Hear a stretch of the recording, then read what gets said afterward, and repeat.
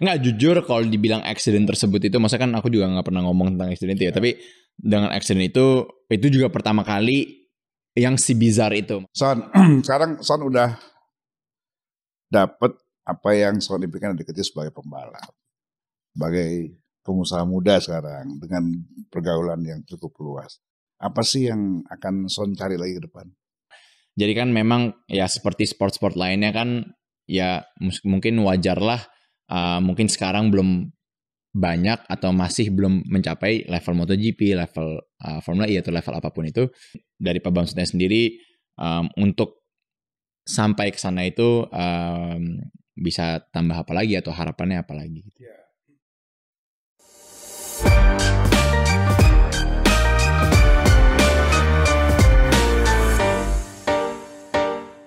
Sean Gelael, Robin Frijns, dan Ferdinand Habsburg dari tim WRT 31 akhirnya bisa meraih hasil yang pantas podium ketiga atau P3 pada balapan FIA WAC kelas LMP2 di sirkuit Fuji Speedway, Jepang pada hari Minggu 10 September. Geser ke 24 hour endurance ketahanan itu kan tim tuh. Berapa orang? Jadi satu mobil itu bertiga, Pak. Bertiga. Nah sekarang gabung dengan siapa aja itu? Yang tahun ini aku sama... Kalau ada nama satu orang terkenal ya? Iya, aku sama Robin Frijns sama Ferdinand Habsburg. Tahun lalu aku sama Robin Frijns juga, sama René Rast. Dua-duanya sekarang membalap BMW. Di tahun pertama aku sama Stoffel Van Dorn yang bekas Formula One dan yang juara Formula E tahun ini. Sama Tom Blomqvist. Enggak, yang pembalap motor tuh siapa? Oh iya. Yeah. Ya itu satu balap, ya itu 24 Hour of Dubai. Jadi Dubai aja. 24 Hour of Dubai. Itu saya balap GT3 sama BMW sama namanya? Valentino Rossi. Valentino Rossi. Iya. Nah, pengalaman Son ini dengan pembalap-pembalap asing ini apa Son bedanya mereka dengan pembalap-pembalap kita? Ya sebenarnya kayak saya bilang tadi sih Pak, maksudnya kita juga harus udah percaya ya kita juga di situ gitu. Itu satu. Ya bukan percaya lah, emang kita di situ sebenarnya kan. Tapi saya bilang tadi untuk kita mencapai itu sulitnya adalah karena mereka dari kecil udah fundamental. Apa yang bisa tarik pelajaran dari pembalap-pembalap terkenal ini? Ya work ethic pertama Pak, karena kan di sana kebiasaannya itu selalu ketemu orang yang lebih bagus. Ya kan, selalu ketemu orang. Jadi selalu belajar. Exactly, selalu belajar dan sekarang teknologi itu banyak, ada data. Jadi setiap kali kita masuk setelah session, compare data, compare everything. Jadi kita bisa belajar. Oh mereka tekniknya ada kayak gini. Oh jadi kalau misalnya mobilnya kayak ada oversteer atau understeer atau apapun itu. Oh bisa langsung ya. Kita cara adaptasinya udah langsung tahu. Atau misalnya corner ini dia bisa kayak gini. Jadi kita pembelajaran itu lebih cepat dan mereka itu langsung belajar gitu. Misalnya Valentino Rossi deh kita ngomong ya. Dia kan 10 time MotoGP. Ya dari motor lalu tiba-tiba ke mobil. Maksudnya kan orang pikir dia pindah ke mobil balapan ini untuk hobi-hobi aja gitu kan. Tapi again the mentality of a champion itu ya dia ke pembalap pro lainnya misalnya saya atau pembalap lainnya dia tetap mau nanya gitu Pak. Jadi misalnya nggak malu bertanya lah. Iya. Padahal kan misalnya ya dia aja itu siapa, kita itu siapa gitu kan Pak.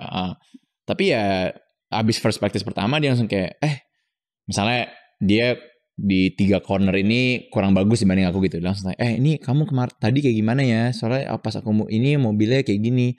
Oh cara ngeremnya gimana? Nggak ada gengsi lah. Nggak ada gengsi sama sekali. Itu dia kenapa mereka champion. Ya karena mentalnya kayak gitu Pak. Itu emang mau jadi terbaik. Kalau kalian ingin sukses, bergaulah sama orang yang lebih sukses. Jadi situlah ilmunya. Iya. Barangkali itu yang Son pakai ya. Iya, sama nggak ada ego gitu loh Pak. Maksudnya di antara pembalap ya gitu ya. Pastinya kalau di antara misalnya dia sama lah. Misalnya dia juga motor. Sekarang cara riding motornya beda. Ya dia juga berani nanya gitu. Padahal dia kan udah siapa gitu kan Pak. Udah di atas ya. Iya, dan sebenarnya udah banyak.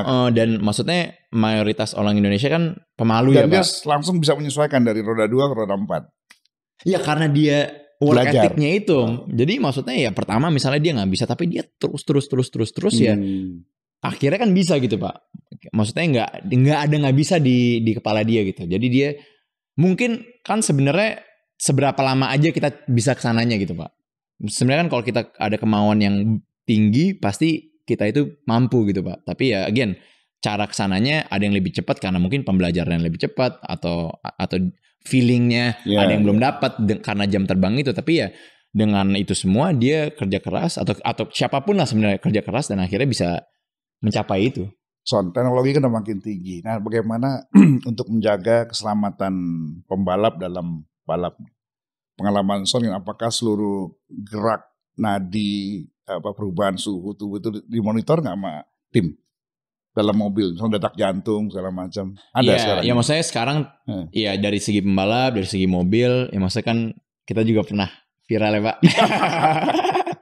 Dan enggak tapi maksudnya dengan accident tersebut itu tetap ngasih, maksudnya Bapak kan langsung jalan keluar kan, maksudnya di luar Bapak emang superhuman, tapi emang maksudnya keselamatan atau strength safety tersebut di dalam kalau lulus FIA atau lulus homologasi ya berarti emang udah maksud saya kuat itu. Ketika Son balap endurance nih 24 jam nih ya, itu seluruh kesehatan tubuh itu dimonitor, ada detak jantung atau apa dari tim. Maksudnya iya, tapi kan kayak per tim juga ada fisio dan ada tim khusus untuk ya pembalapnya juga untuk itu ya pembalap semua. Jadi ya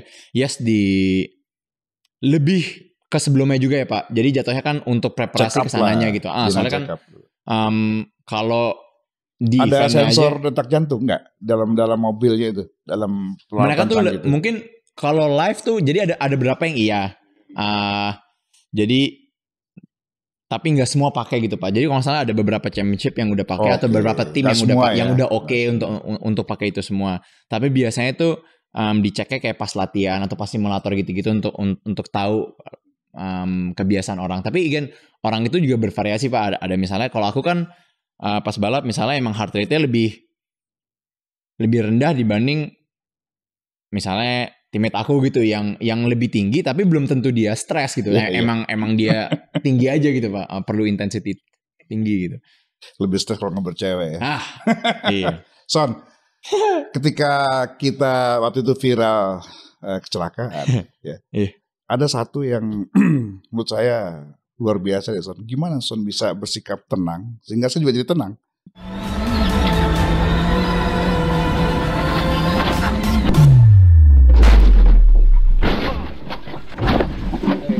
Oh,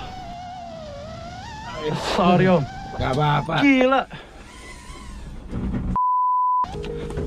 Bentar Om tenang. Bentar Om.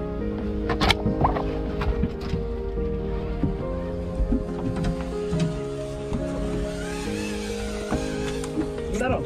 Ya.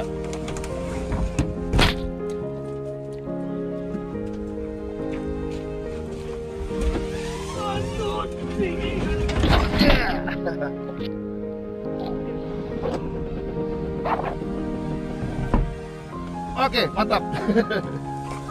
Lanjut. Gimana Son ketika itu terbalik ya, terus Son dengan tenangnya Om, tenang. Gak apa-apa Om. Itu gimana tuh cara melatih mental berarti terbaliknya kan luar biasa itu Son. Karena udah sering Lalu sering. Karena enggak, maksudnya. Tapi guys, untung yang bawa itu Son. Bayangkan kalau yang bawa itu juga panik. Ayo langsung loncat juga panik. Enggak lah Pak. Enggak, jujur kalau dibilang accident tersebut itu, maksudnya kan aku juga nggak pernah ngomong tentang accident itu ya. Tapi dengan accident itu juga pertama kali yang si bizarre itu. Maksudnya kan kalau outnya itu karena kesalahan driver yang misalnya kayak ya salah ngerem mesin lurus. Medan lah itu. Ya banyak faktor lah, tapi intinya dengan jungkir balik seperti itu, ya pertama kali juga. Ya maksudnya kalau dibilang shock awalnya kayak itu terjadi ya, aku shock karena itu nggak di dalam ekspektasi gitu kan, maksudnya nggak di dalam radar risknya aku gitu. Tapi ya udah itu terjadi, tapi yang lihat semua ya aman lah mobilnya semua kan. Jadi akhirnya nggak panik mungkin karena sudah biasa ya, menghadapi situasi itu dan maksudnya kan ya yang barangkali penting itu salah satu kelebihan Son juga menghadapi suatu dengan tenang ya.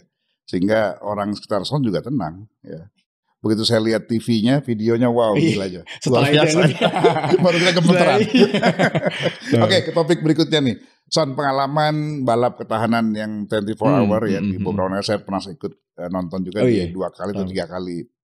Di kalau nggak salah di Lemang, sama di Bahrain ya. Itu apa sih, kan saya lihat menyaksikan sendiri bagaimana emosinya Sean dan tim melihat tim teknis yang mengatur pemasangan roda itu kan kecurangan bisa terjadi. Sean melihat nggak potensi mereka bermain mata dengan lawan misalnya dalam memasang roda kan sekian detik hilang aja kan udah hilang waktu itu. Gimana Son waktu itu? Ada nggak kaitannya kegagalan yang pernah Son alami karena hal-hal teknis ya? Ya itu kan part of motorsport juga Pak. Itu dia kayak saya bilang tadi, it doesn't take, itu bukan individual sport tapi itu team sport gitu. Yang bermaksud adalah ya kita semua coba yang terbaik. Ya kalau ada mekanik bikin mistake juga atau mungkin gak harus kecurangan lah, tapi misalnya ada orang yang bikin mistake di pasang ban atau salah strategi yang akhirnya itu kan juga misalnya salah call-nya si strategist atau engineer. Ya itu semua kan kita team effort ya. Sebagai driver dan di endurance itu kan ada 3 driver yang nonton dan itu semua ya kita coba berkontribusi sebanyak mungkin, bukan dari drivingnya sendiri tapi juga dari strategi, dari ngasih input sebanyak mungkin untuk bantu dia less information untuk dia bisa bikin the right calls untuk strategi atau fuel load atau whatever it is yang akhirnya bisa jadi juara gitu kan ya. Tapi emang kadang-kadang di motorsport itu ada faktor lainnya juga kan Pak. Maksudnya gimana kaitan dengan faktor luck, faktor keberuntungan? Ini dalam balap ini Son, dalam terutama yang 24 hour ini ya, ketahanan endurance ini, itu lebih besar faktor lucknya atau keberuntungan atau faktor kemahiran atau faktor kekompakan tim? Karena kalau saya lihat pernah suatu waktu Sean faktor keberuntungan. Lawan Son yang di depan tiba-tiba rusak remnya misalnya, jadi juara kan gitu. Atau kadang-kadang Son udah mau deket finish tiba-tiba rusak. Nanti yang di belakang Son jadi yang juara. Gimana Son?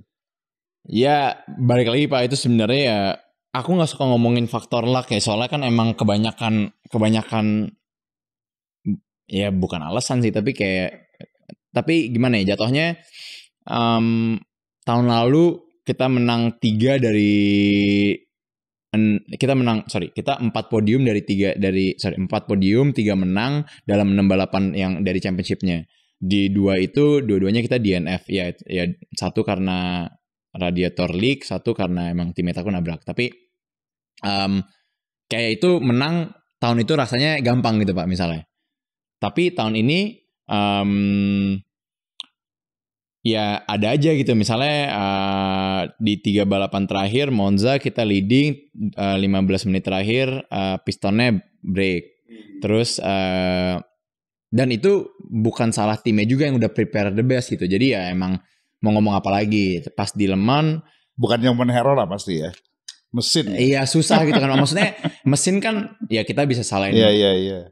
Kita bisa salahin orang teknisi atau kalau di LMP itu kan ya single manufacturer ya Pak. Jadi kayak single manufacturer namanya Gibson atau yang mesin Renault Gibson ini, dan mereka tuh sebenarnya nggak pernah di sejarah mereka pistonnya rusak, tapi ya balapan itu rusak. Jadi ya kita juga nggak bisa nyalain mereka gitu kan gitu. Bukan karena mereka ada yang bawa dukun atau apa? Enggak. Iya mungkin, tapi kan katanya dukun nggak bisa lewat air Pak. Itu dia, aku juga bingung. Sensasi apa yang membedakan dari mobil formula nih ya dengan LMP ya, dan pengalaman Son yang di dulu, apa sensasinya? Kalau dari segi nyupirnya sendiri sebenarnya tuh nggak terlalu beda ya Pak. Mungkin bedanya lebih karena mobil LMP itu lebih berat aja, tapi kayak total amount of downforce, powernya semua tuh sama, actually sama banget gitu. Jadi total amount of downforce di LMP itu dibanding Formula 2 itu sama, dan powernya juga sama, tapi karena lebih berat jadi cara nyupirnya agak beda gitu Pak. Kalau ini mobil apa nih Son? Ini Formula 1. Okay. Ini tim waktu itu masih Toro Rosso, sekarang kan udah Alfa Tauri ya. So udah pernah pakai mobil ini? Udah, jadi di tahun 2017 dan 18 itu aku jadi development and reserve driver Toro Rosso juga gitu. Jadi aku ikut 5 Friday practice-nya Formula 1 Singapura, Meksiko, Austin, Malaysia, Sepang, sama 4 dan aku ikut yang Pirelli driver test gitu lah. Beda mobil ini dengan LMP apa?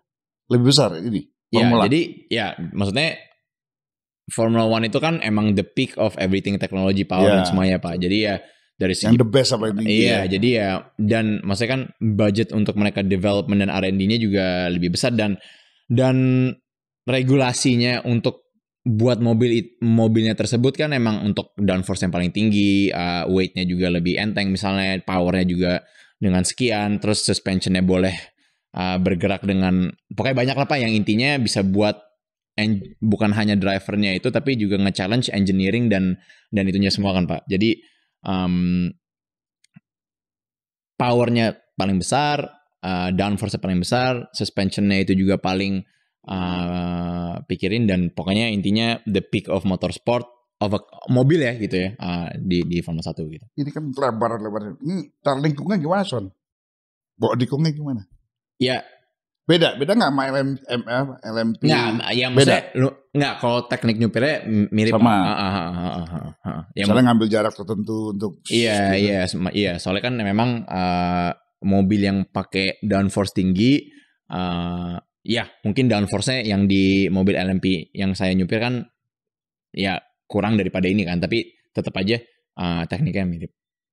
Ini kalau diturunin di Mandalika bisa nggak nih Son? Terlalu besar? Nah, kalau ini nggak ada ini kan gift dari Franz Tost-nya Pak, dari tim prinsipalnya. Jadi karena ini mobil yang aku nyupir di 2017. Nggak, maksud saya yang bisa dipakai ke Mandalika nih LMP atau mobil formula? Iya, nggak maksudnya. Atau GT3? Nggak, maksudnya ini nggak ada mesinnya. Nggak, maksudnya untuk showcase atau apa ini. gitu. Aku bilang sebenarnya kan Mandalika itu bisa dipakai untuk bisa semuanya kan semua Pak. Bisa. Iya, enggak, maksudnya itu kalau nggak salah international grade B ya. Jadi kalau Formula 1 nggak bisa deh kalau nggak salah. Tapi karena terlalu besar mobilnya ya. Iya, jadi kayak run off-nya sama apanya gitu belum. Dan memang dirancang untuk motor ya, MotoGP waktu itu. Sebenarnya kan banyak sirkuit MotoGP yang bisa dipakai Formula 1 juga kan Pak. Tapi kalau nggak salah tuh lebih ke karena kalau mobil itu kan speednya lebih kencang ya pas di cornernya gitu. Maksudnya kalau formula lah. Ya jadi kalaupun nanti mau dipakai untuk balap Formula One atau LMP atau yang lain-lain harus ada penyesuaian barangkali ya. Iya, tapi kalau nggak salah sisi lebarnya ya. Balapan GT3 bisa banget GT3 karena itu bisa, ya GT3 bisa banget, which One again kayak Porsche kemarin. Iya, yang Porsche Carrera Cup, GT3 dan kalau nggak salah Asian Le Mans gitu-gitu juga masih bisa deh Pak kalau nggak salah. Jadi again opportunity untuk Mandalika atau sirkuit lain di Indonesia juga untuk international event juga banyak. Son, persiapan ketika saya nonton di mana di Lemang, lalu kemarin di mana di Bahrain udah belum? Belum nanti ya? Terakhir. Nanti. Apa persiapan yang Son lakukan kan 24 jam kan bukan waktu yang pendek tuh, nggak tidur barangkali ya. Iya. Gimana Son cara mengatur waktunya lalu olahraga apa yang Son lakukan? Sering begadang malam sama Om nemenin. Nongkrong enggak, bukan. Harus kurangin dong begadang ya. Pasti ya. Justru latihan begadang Om. Enggak, nonton bola pagi sama Bapak. Enggak Pak. Maksudnya kalau kita ngomongin latihan fisik dan lain-lain kan itu yang rutin apa sih basket? Ya basket kan sport yang aku suka aja gitu ya Pak. Atau latihan jantungan aja nyari pacar banyak. Waduh, kalau tadi ngomongin Formula 4, Formula 3 bukan ngomongin istri 3 atau 4 ya Pak, salah. Enggak lah. Gimana latihannya gimana? Enggak perlu latihan khusus gitu?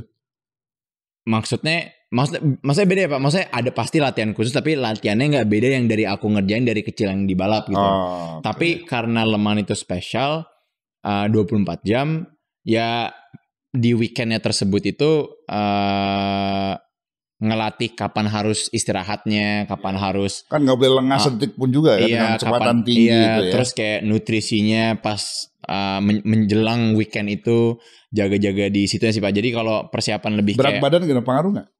Berat badan itu kan di balapan ngaruh karena balapan itu ada minimum weight Pak. Jadi kalau kita itu over ya performance-nya hilang lah jatuhnya gitu. Jadi harus kurusin lagi, ngurangin lagi. berat badannya. Iya, maksudnya kan ya per tahun kalau bisa stabil mungkin gitu. Stabil enteng ya, maksudnya di minimumnya itu. Rata-rata berat Son berapa sekarang? Aku tuh 70? pakai semuanya sekitar 81-an. Oh, dihitung semua tuh? Iya kan. Oke. Kalau pakai semua berapa? Kayak 81 gitu. 81. Yang ambang batasnya berapa? Nah, sebenarnya maksudnya ini kita ngomong agak teknis ya. Kalau kayak Formula One gitu kan mereka tuh 80 kilo minimum weight, driver dan bangku. Jadi equal semua. Dan kalau di LMP itu atau di WEC ini yang banyak komplain adalah karena misalnya Om 60 kilo, terus aku 80 kilo. Ya udah dibebasin, yang penting tuh minimum mobilnya gitu. Oh, oke. Tapi kan misalnya 20 kilo itu besar Pak. 20 kilo itu bisa dihitung per lap misalnya kalau ya nggak usah Le Mans ya, track biasa seperti kayak Monza atau Bahrain itu bisa kayak 7/10 gitu Pak. 7/10 per lap kan itu besar gitu ya. 0,7 detik gitu. Itu pengaruh ya berat. Iya soalnya kan, soalnya ya maksudnya kan jatuhnya karena lebih berat, bebannya berat, pasti jadi akselerasinya lama, lebih lama, semuanya lebih lama. Dan misalnya kalau kita mau dengan waktu yang sama kita pakai ban ya, lebih banyak. Ya pokoknya intinya kalau mau jadi pembalap guys nggak boleh gemuk-gemuk lah, itu aja. Iya. Betul Son? Iya, tapi maksudnya kayak aku pun Mbak yang misalnya karena tinggi atau ya lumayan lebar gitu, problem ya juga. Tetap problem gitu kan, karena aku tetap menyesuaikan ya. Iya, aku seenteng-enteng mungkin paling 78 gitu misalnya kan. Sedangkan orang yang misalnya lebih pendek kayak misalnya Rossi lah gitu. Misalnya dia kan lebih kecil 70 gitu, 10 kilo gitu ya. Atau ada siapa? Misalnya Nick De Vries gitu dulu. Ya dia 60 kilo gitu ya.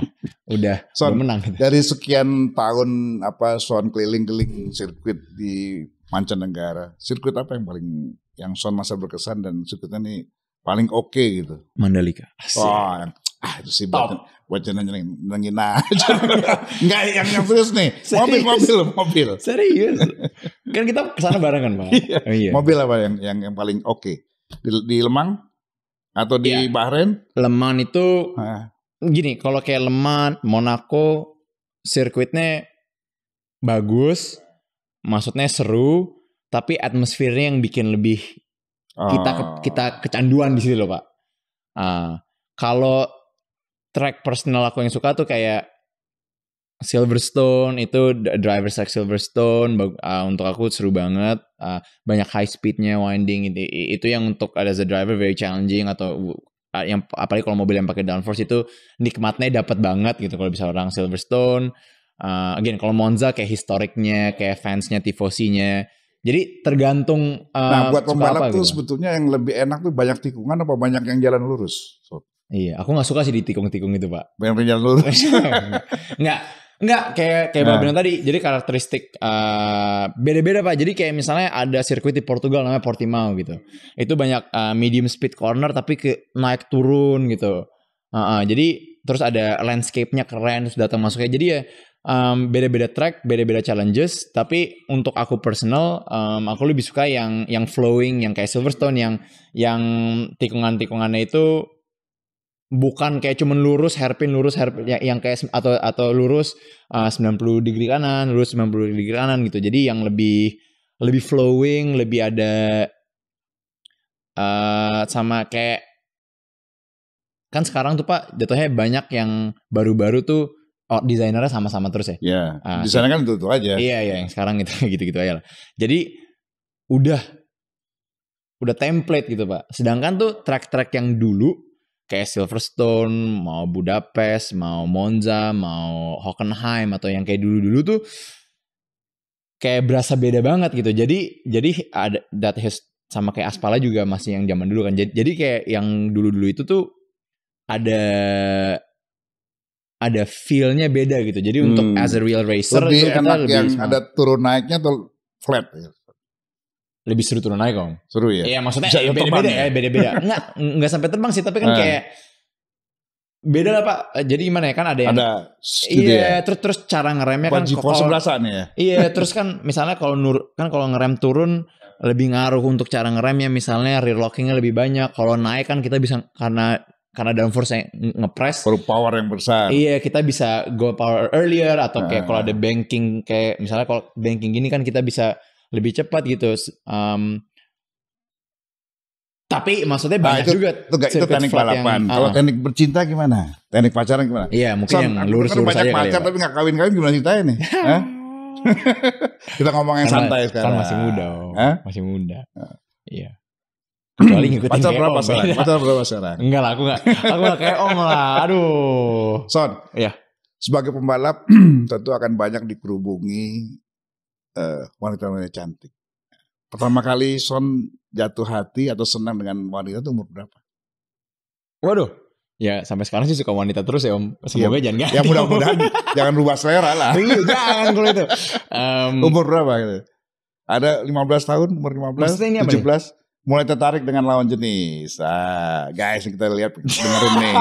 Kita pengen tahu juga kapan dia jadi korbannya. Pertanyaannya agak ngetrik ya. Ya enggak lah, maksudnya kalau tertarik udah dari kecil kali Om ya. Kan maksudnya kan ngelihat nonton mulai film, pacaran nonton lah, apa. mulai pacaran lah. Oh, mulai pacaran. Pacaran ya. cinta monyet. Cinta monyet tuh paling kelas SMP lah ya. SMP kelas 2 gitu kali ya Om. Iya. Sekarang udah serius dong. Ya udah lebih serius lah. Udah lebih serius. Belajar dari udah berapa kali pacaran? Aku nggak banyak Om. Aku bisa dihitung pakai tangan. Karena sibuk balap terus ya. Iya. Kan sibuk nongkrong di tempat Om Bamsud. Son, seumur Son ini rata-rata ada Gading, terus temannya Raffi kan seumur-umuran mungkin di atas dikit lah ya. Iya di atas. Sekakal. Udah pada punya anak 2, 3. Son kok belum juga kenapa Son? Iya Om. Nggak boleh. Udah banyak kali Om sekarang. Nggak boleh mah. Babe tuh gimana? Ya belum cari waktu. Aku maunya tuh kalau udah benar-benar siap gitu. Maksudnya siap dalam arti dari karir balap, dari kerjaan, dari semua itu ya mungkin yang udah aku seneng ya gitu. Maksudnya bukan seneng lah. Maksudnya accomplishment diri sendiri. Apa Om? Udah ada yang calon atau calon? Oh calon. Ada lah. Oke. Maksudnya kalau kan, harus memilih pilihan Son sendiri atau pilihan orang tua? Ya kan kita harus kebersamaan Om ya kan karena kan dirapatin keluarga. Iya gitu ya. Kan soalnya kan keluarga yang besarin aku, yang ngajarin aku semuanya ya. Semua kan harus dengan didengar lah ya. Ya maksudnya yang harmonis. Ya, harmonis. Karena bagaimana orang tua kan nggak mau anaknya salah pilih. Iya benar. Jadi nggak salah pilih nih. Ya mungkin kalau 3 kayak Om ya bisa pilih-pilih yang salah-salah juga apa. Nggak salah pilih nih sekarang. Hah? Nggak salah pilih. Enggak dong. Enggak. Top. Ya, oke. Ya kan? Nggak salah pilih. Sekarang Son udah dapet apa yang Son impikan dari kecil sebagai pembalap. Sebagai pengusaha muda sekarang dengan pergaulan yang cukup luas. Apa sih yang akan Son cari lagi ke depan? Kira-kira akan jadi apa Son ke depan? Mau jadi pembalap terus kan nggak mungkin. Son jadi pengusaha atau akan jadi apa nanti ke depan? Aku ikut arahan Pak Bamsud, siap. Enggak, Son. Enggak. Ya, Son talentanya di mana? Apakah nanti Son jadi pelatih, buka sekolah balap atau apalah yang berkaitan dengan balap, atau Son akan meneruskan usaha Babe jadi pengusaha misalnya? Ya mungkin ya maksudnya aku coba jadi pembalap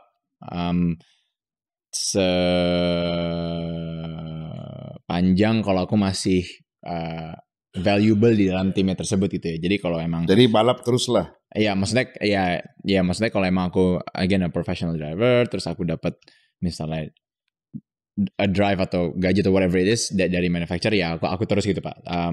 Tapi ya kedepannya realistically obviously kan kita juga ada usaha swasta yang kita tekuni juga. Maksudnya ada bisnis sendiri, ada bisnis yang harus entar bantu keluarga juga. Jadi ya pastinya kan aku juga nggak bisa lepas dari itu gitu. Dan mungkin secara tidak langsung bantu motorsport ya dari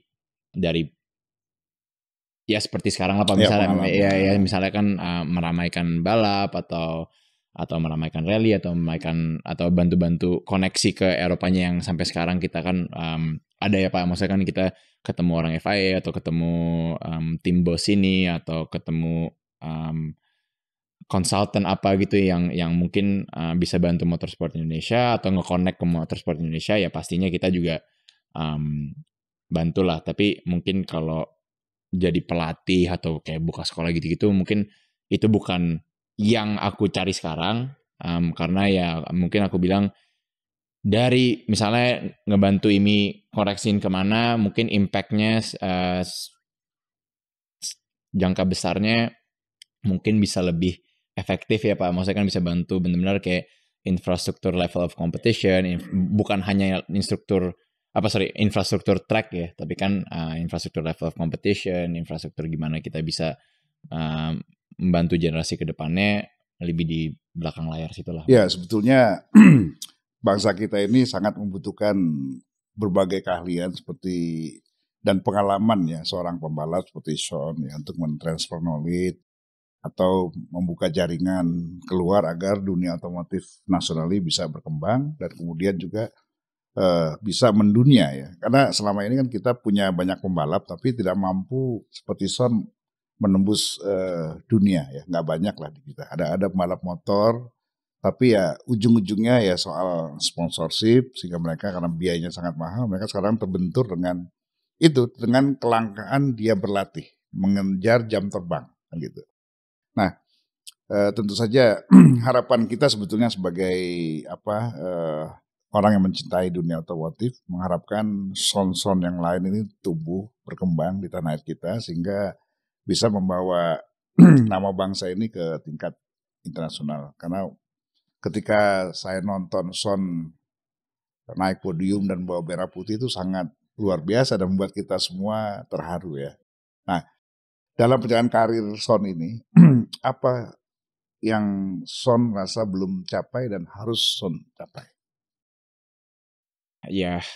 Apa yang belum Son dapatkan nih dari perjalanan hidup Son nih? Kalau kawin nanti kan pasti gampang, kan belum kawin, oke. Nah, dalam nikah lah, kawin. nikah. Oke, gimana Son? Enggak lah, maksudnya kalau untuk jangka pendek harapan kedepannya sekaligus lah harapan kedepannya. Iya, maksudnya ya kalau maksudnya again kalau di World Endurance Championship atau di Le Mans sendiri ya aku finish kedua dan di championship juga finish dua kali berturut-turut gitu ya, pastinya mau yang ke-1 gitu Pak. Jadi yang untuk benar-benar nomor 1 di dunia. Dan sekarang baru sampai nomor 2 ya kemarin ya. 2 tahun berturut-turut kedua dan di Le Mans juga kedua. Jadi ya itu yang pasti belum di-tick gitu loh Pak. Yang udah deket banget, yang tahun pertama cuma kalah 0,7 detik dari 24 jam. Mungkin untuk saya itu sih yang pertama. Again, kalau kita ngomongin harapan sebenarnya kan di luar saya ya Pak, maksudnya ya kalau harapan aku sendiri aku mau jadi professional driver di dalam manufacturer gitu. Ya itu dream saya dari kecil. Apakah itu dan dari prestasi manapun, tinggal selangkah lagi untuk juara 1 ya. Iya. Okay. Tapi kalau kita ngomongin harapan kayak tadi, sebenarnya kan talenta Indonesia itu dari dulu juga udah banyak ya Pak. Maksudnya dari zamannya Ananda Mikola, dari zamannya abis itu Rio Haryanto, ya abis itu bareng saya. Dan kedepannya kan yang kita mau jaga itu lebih banyak lagi yang seperti Rio, seperti Ananda, seperti saya gitu kan. Ya maksudnya ada satu Karar gitu kan, tapi itu juga masih muda banget, dan tapi aku percaya dia itu yang karena fundamentalnya dari Eropa dari kecil dan lain-lain itu yang paling siap. Tapi di luar itu sejak Pak Bamsud juga udah masuk kan, infrastruktur level of competition di Indonesia juga lebih terstruktur, lebih banyak, infrastruktur sirkuitnya juga lebih banyak. Jadi ya insya Allah ke depannya dengan lebih banyak kompetisi, lebih banyak tumbuhnya orang yang mau coba, orang yang mau ikut, dan mungkin international events juga untuk membawa pembalap-pembalap dari luar datang yang bisa kita uji coba banding talenta kita, juga bantu level of competition lebih tinggi, dan akhirnya timbullah kayak pembalap-pembalap yang akhirnya mungkin bisa sampai Formula 1 atau World Endurance Championship, Formula E, IndyCar, atau apapun rally atau motor atau whatever it is kan. Tapi ya memang Rome wasn't built in one day juga kan Pak. Maksudnya emang semua itu perlu waktu. Ya maksudnya tapi kita udah lihat improvementsnya, insya Allah ke depannya lebih banyak aja. Oke, makasih Son. Jadi guys, kita banyak kompetisi, banyak pertandingan, baik nasional maupun internasional. Yang internasional justru kita merasa prihatin sampai hari ini kita belum banyak muncul lokal hero dari berbagai pertandingan internasional yang kita selenggarakan. Misalnya MotoGP, kemarin nggak muncul lokal hero dari kita yang ada di Moto2, Moto3 ya, dan balap-balap motor lainnya yang di bawah. Kemudian untuk jenis tanah motocross itu kemarin kita bikin juga MXGP, tapi juga tidak ada sekali lagi tidak ada yang dari lokal hero-nya. Jadi sayang sekali kalau ini kita biarkan lewat begitu saja, dan saya ingin pembalap-pembalap kita bisa cepat tumbuh. Dari roda 4 kita bentar lagi akan ada kembali gelar lagi Formula E ya. Tahun depan di Ancol. Lalu untuk tanah rally kita akan ada Asia Rally Championship, lalu kemudian ada Asia Pacific Rally Championship. Tapi ya lagi-lagi mudah-mudahan nanti Son bisa ikut, Pak Ricardo Gael bisa ikut sehingga bisa hadir di situ lokal hero yang mampu menjuarai kejuaraan-kejuaraan yang kita gelar sendiri. Dan masih banyak lagi kejuaraan-kejuaraan internasional yang akan kita gelar, namun yang kita sayangkan belum ada yang dari kita yang mampu menjadi juaranya. Kita berharap banyak sama Son ya, memberikan motivasi, memberikan rangsangan bagi anak muda kita agar mereka bermimpi dan mencapai satu prestasi yang seperti Son raih hari ini. Ada yang mau ditanya Son? Silakan. Mau dong. Kalau ya maksudnya kan mungkin dari kata-kata Pak Bamsud tadi udah tau lah kayak misalnya harapan ke depannya itu apa aja untuk motorsport Indonesia ya. Tapi mungkin yang aku mau tanya juga tuh Pak, di luar harapan tumbuhnya bibit-bibit itu, maksudnya kan dengan kita ada banyak event internasional, insya Allah itu jadi spark untuk tumbuhnya bibit-bibit baru, generasi baru ini ya Pak.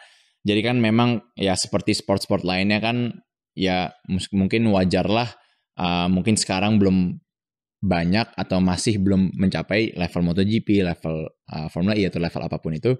Tapi mungkin ke depannya iya kan Pak. Dan mungkin dari Pak Bamsudnya sendiri untuk sampai ke sana itu bisa tambah apa lagi atau harapannya apa lagi? Ya justru kita akan mendorong lebih banyak lagi berbagai kegiatan kejuaraan ya, baik di tingkat lokal ya daerah maupun tingkat nasional, bahkan kita datangkan dari dunia seperti yang udah kita gelar belakangan MotoGP, MXGP, Formula E. Mimpi kita sebenarnya kita bisa menghadirkan Formula One di Jakarta, tapi masih dalam negosiasi dan belum kita. Tapi kita sudah berhasil menghadirkan nanti Asia Pacific Rally Championship di Medan ya. Mudah-mudahan ini dapat realisasi tahun depan. Ya, kalau realisasi maka hampir semua kejuaraan otomotif dunia sudah ada di Jakarta, di Indonesia lah.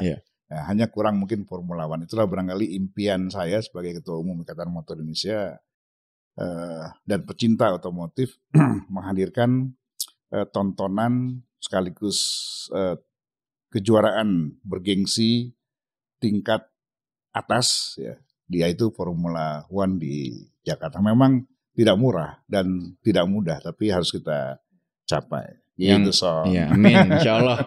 Dan harapan Son sendiri gimana? Harapan anak muda kita gimana? Ya enggak lah, maksudnya yang kalau harapan aku dari dengerin itu semua ya insya Allah terjadi ya Pak pastinya.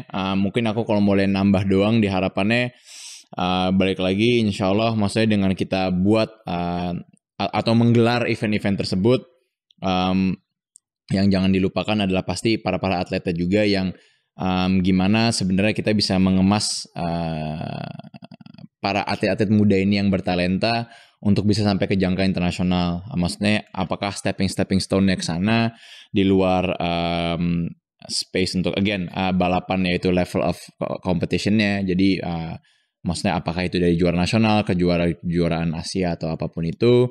Dan mungkin dari berselected ini kan ada juga yang terjadi udah langsung bisa kita bawa ke luar gitu ya. Maksudnya intinya insya Allah dunia balap itu lebih dilihat di Indonesia sebagai sport yang diutamakan juga ya Pak, di luar badminton, di luar bola, dan di luar volley misalnya. Dan insya Allah lebih dilihat lagi, insya Allah para sponsor juga pada ngelihat sportnya yang bertumbuh, sportnya yang bawa atraksi untuk apakah itu pariwisata Indonesia, apakah itu sorotan Indonesia ke jangka internasional, dan insya Allah atlet-atlet ini menjadi ambasador Indonesia yang bisa disupport terus dan bisa membawa bukan hanya dirinya sendiri tapi brand-brand Indonesia di jangka internasional, dan akhirnya tumbuhlah industri motorsport atau industri motorsport yang akhirnya investasi terhadap pembalap itu di pay off pas kita ada local hero-nya gitu Pak. Jadi ya ditambah dari kita menggelar eventnya, gimana kita bisa dapat local hero-nya, dan local hero-nya itu terbitlah juga karena bisnis motorsportnya itu juga lebih dilihat di Indonesia, dan akhirnya bisa menjual bukan hanya ke para itu tapi ke para sponsor juga. Gitu. Oke guys, akhirnya waktu juga lah yang memisahkan kita, tapi yang penting yang perlu catat dari sepanjang pembicaraan tadi, memang bukan mudah menggeser sebuah olahraga sport ini ke arah industri, apalagi ke arah sport tourism. Jadi tugas kita sebagai bangsa ini adalah mengarahkan bagaimana kegiatan otomotif, olahraga otomotif ini menjadi olahraga yang bertujuan meningkatkan perekonomian nasional melalui kegiatan sport tourism maupun sport industri sebagaimana Son sampaikan tadi. Oke guys, akhirnya selesai sudah perbincangan kita dengan Son yang telah malang buana berbagai negara dengan berbagai prestasi yang luar biasa, yang barangkali mudah-mudahan bisa menginspirasi anak-anak muda lainnya. Dan kalau ada kemauan pasti kalian bisa mencapai seperti apa yang dicapai oleh Son, bahkan mungkin saja suatu ketika kalian akan lebih daripada capaian Son hari ini. Assalamualaikum warahmatullahi wabarakatuh. Waalaikumsalam. Brilliant drive from the Indonesian to take second place and his first podium in Formula 2. Go baby, never say die. Let's go. Second place battle refuses to die, does it? Sean Gallel for WRT down the inside. Lorenzo Colombo almost got the overlap he needed to get by the WRT car. But it is the 5th win in 8 LMP2 races that has gone to WRT. Finishes, he wins through traffic and takes it by 2 car lengths. 7/10 of a second. 7/10 of a second.